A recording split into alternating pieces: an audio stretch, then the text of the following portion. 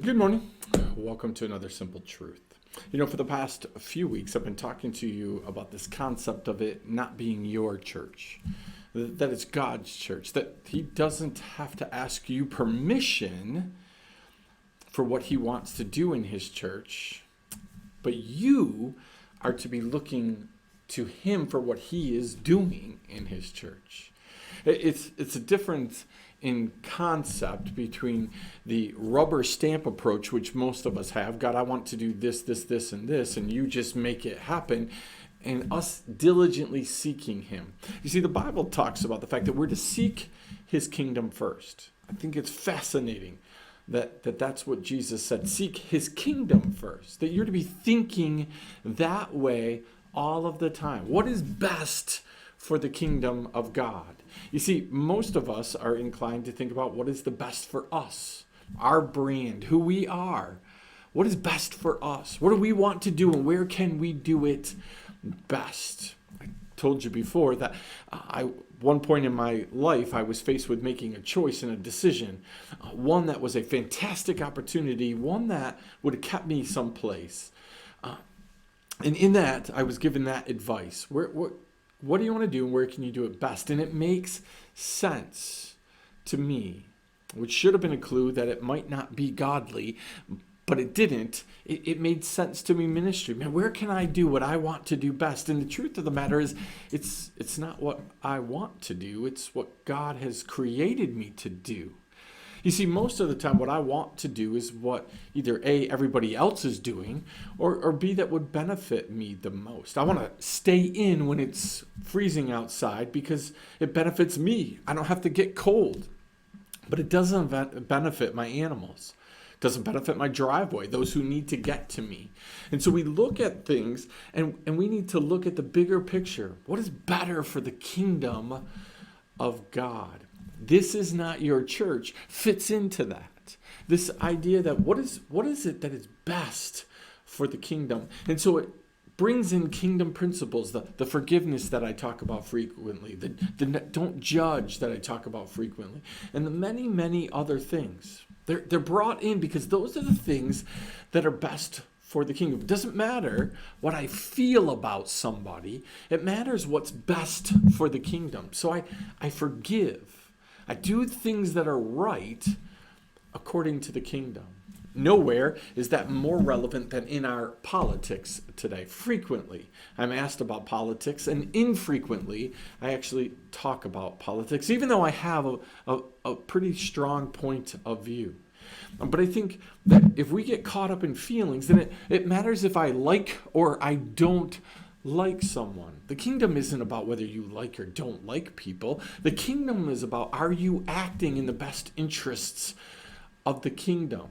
Not in the best interests of individuals within that kingdom necessarily, but the kingdom overall. Do you know that God frequently will allow something to happen that benefits one person while not benefiting another?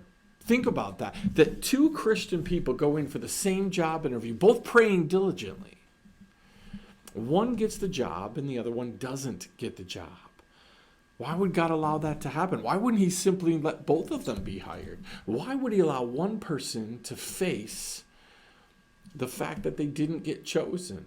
Disappointment, disillusionment even. Why would one person go through that while the other one gets the euphoria of getting the job? You see, in our economy, we need to understand. In our kingdom, we need to understand that it's about benefiting the kingdom, not about benefiting you. God apparently doesn't care all the time if Andy Fred is happy.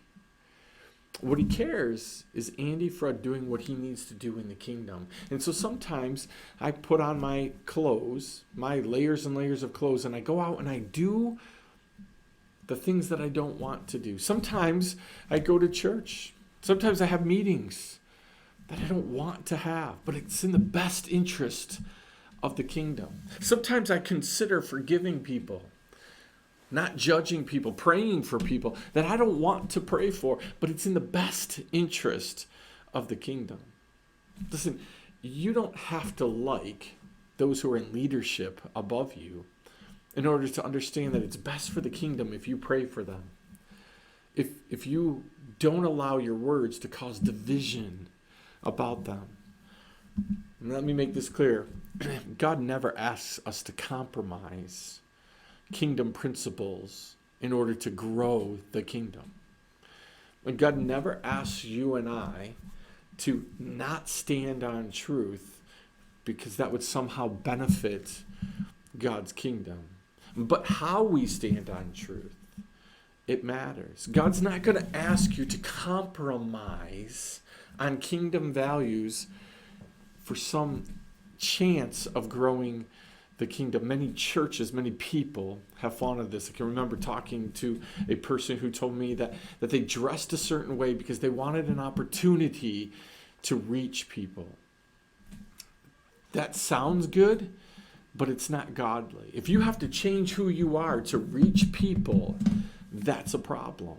If you have to change where you are, when you are, well, that might be a godly principle. But if you have to change who you are, that's probably not a godly principle. Really, what it is I want to dress this way, and this sounds like a good excuse. I can Christianize something. I can make it about God when it's not about God. Listen, the kingdom of heaven is what God is concerned about.